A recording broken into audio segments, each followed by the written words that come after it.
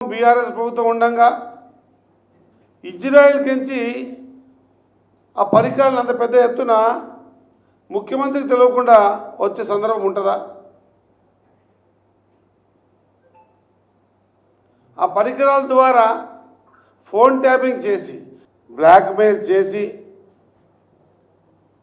దుర్మార్గమైన చర్య చేసి మళ్ళీ తగదునమ్మ అన్నట్టు పెద్ద పెద్ద ర్యాలీతో వస్తున్నాం. ఇక వస్తున్నాడు చూసుకో, ఇప్పుడు చూసా నేను ఒక యూట్యూబ్లో, ఇక వస్తున్నాడు చూసుకో కాసుకో, దీనికి వస్తున్నాడు చూసుకో కాసుకో అనేటువంటి మాట అసలు ఆ టైటిల్నే పెట్టుకోవడానికి ఎట్లా మనసు ఒప్పిందో నాకు అర్థం కావడం లేదు. మీరు ఒక్కరే వచ్చారా? గతంలో ఎంతోమంది మాజీ ముఖ్యమంత్రులు ఈ సీట్కి పిలిస్తే రాలేదా? ఒకవేళ నిజంగా కూడా చాలా సందర్భాలు మనం కేసీఆర్ గారు మాట్లాడేటప్పుడు వింటాం, మేము శుద్ధ అసలు కడిగిన ముత్యంలాగా బయటకు వస్తాం. అదే మాట మీరొక్కరే వచ్చి మాకు పిలిచారు, కడిగిన ముత్యంలాగా బయటికి వెళ్ళిపోతే అయిపోయింది కదా. అదేదో ప్రభుత్వం మీద బురద జల్లే కార్యక్రమం పెట్టుకోవడం, దీనికి మన రాష్ట్రం అంతా బంధులు నిరసనలు చేయడం. దేనికి బంధు?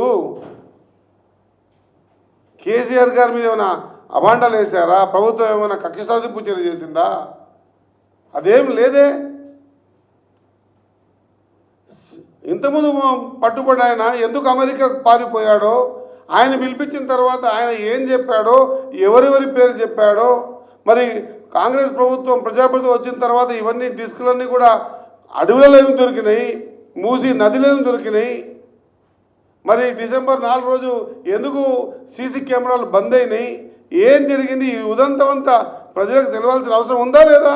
ఖచ్చితంగా గతంలో చాలామంది ముఖ్యమంత్రుల మీద, మాజీ ముఖ్యమంత్రుల మీద ఏ విధంగా అయితే ఆరోపణలు వచ్చినప్పుడు వాళ్ళు వెళ్ళి మేము ఇక ఇది అని చెప్పి ఎట్లా చెప్పుకున్నారో చెప్పి ఉండింటే కొంత గౌరవం మిగిలేది. ఈరోజు ఆ పేరు మీద చెప్పేందుకు ఏమి లేక ఏదో సింపతికి ఏం చేద్దామనో లేకుంటే ఇంకోటికి ఏం చేద్దామనో ఒక ప్రయత్నం చేసి వారికి వాళ్ళే సెల్ఫ్ అవుట్ అయ్యారన్న మా విషయాన్ని మరొకసారి గుర్తు చేస్తూ